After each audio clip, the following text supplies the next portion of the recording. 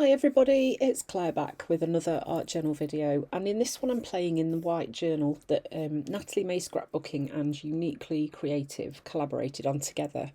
It's a beautiful, beautiful cardstock surface to work on. You can find these journals on Natalie May Scrapbooking's website, and I think also Uniquely Creative as well. They are worth getting your hands on because they are lovely to work in. This collage paper is one from Natalie May as well. This lovely mandala, which is one of my obsessions right now. I love making them, but definitely in a Claire loose style. I'm not into that kind of perfection, measuring stuff out. That's just not me.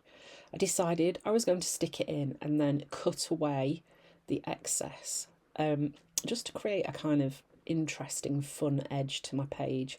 So that's where I'm going with this. These journals are super easy to cut. I do need to put a new blade in my knife, but I was being stubborn and decided I just was going to make it work. So it looks like I'm pressing on hard. That's because my knife is a little bit blunt and I just need to change the blade, but really couldn't be faffed. So just went ahead and did it anyway. So I'm making it look harder than it actually is. It's super easy to cut. This is another of Nat's collage papers. She's full of colour. You can find these on her website. I also have some on mine as well, artjournallove.com. I'm just going to cut away some of the excess, just putting a bit of lip moisturiser on there, why not? I'm going to cut away some of the excess, and then I'm going to stick her, so she's kind of peeping out from behind this beautiful colourful mandala. My thinking here was to create a page that was going to be colourful, but I wanted to try and incorporate some of the new Dina Wakley colours in. So here I'm using some Dina Wakley gel medium just to stick this onto my page, and yeah, adding a little bit over the top. Now this is a watercolour gesso. This is from Jane Davenport. I was wanting to try and play with the paints in a watercolour style by watering them down just to create a kind of softer background. So by adding this watercolour gesso, it means that I'm going to be able to move those paints around in a nice way. White gesso would work just as well, although it doesn't give you the ability to make the kind of paint flow quite as much.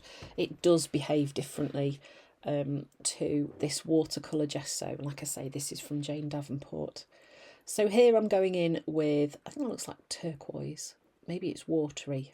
Anyway, one of Dina's new brushes as well, and you can see here I'm just pulling the paint around on the surface. I like these kind of wiggly brush marks that it's creating, so I'm just going to go with that and let those do their thing. I'm just pulling the paint across the page. Once I've got my paint on, I then load my brush up with water and then pull it out a bit further. This is Orchid. So again, taking my inspiration for the colours from the colours that I can kind of see on the collage paper, and just generally kind of picking a couple of those out. So you can see as it's drying, it's definitely got a less opaque look than it would have done if I'd just gone straight in with the paint. If it was going on too dark and you didn't like it, you could definitely go in and blot it with some kitchen paper or a piece of cloth if that's what you prefer to use. But yeah, because I've added that watercolour gesso, I'm able to kind of move the paints around and play with them in this way. This colour that I'm using now is Minty, so this is the new one of the new ones from Dina.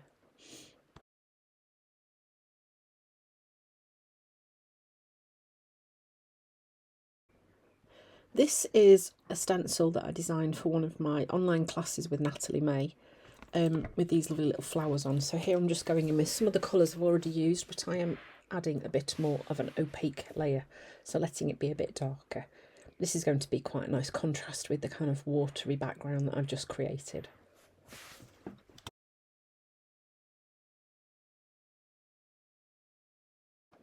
Again, this is a mini mark stencil that I created for Nat. So here I'm using Minty, going in with it a little bit darker, trying to connect those areas of stenciling together and just add a bit more interest to that background. So it's really coming together in a way that I'm quite happy with at the moment. that is raspberry. Now, raspberry is great for bringing a little bit of depth to a page like this. Now, Dina often talks about value change, adding that sort of difference in your tones of colour that you use. So you've got your darks and your lights. And doing something like this is a great way to just bring a bit more depth to your page. And mustard is a great way to bring a little bit of warmth as well. I mean, just look how that has completely changed the feel of the page. I'm literally just getting a bit of that lovely warm yellow colour onto my blending tool and just pulling it around. I really love how those colours work together. That I think is night, and I've just watered it down a little bit, and I'm just adding a little bit of text onto there too. I went with night and not black because I didn't want it to be too much of a bold contrast. Now I'm going in with a black gel pen and just outlining some of those flower petals, just to kind of pull those forwards a little bit.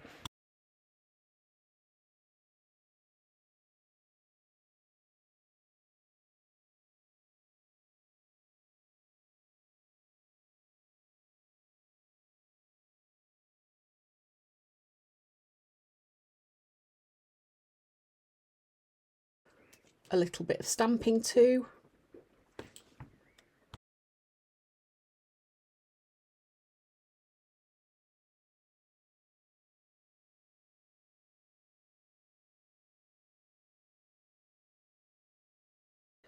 And some white dots using one of my chonky Posca pens.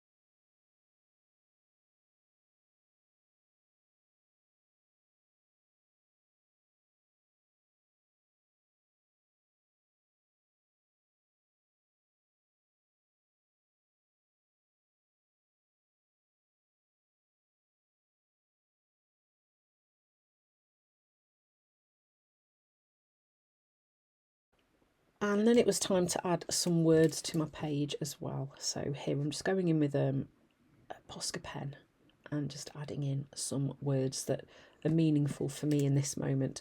That's often how I work with my quotes. Sometimes a page will speak to me about kind of what it's saying, and sometimes it's about me using that space and time to journal out something that is on my mind.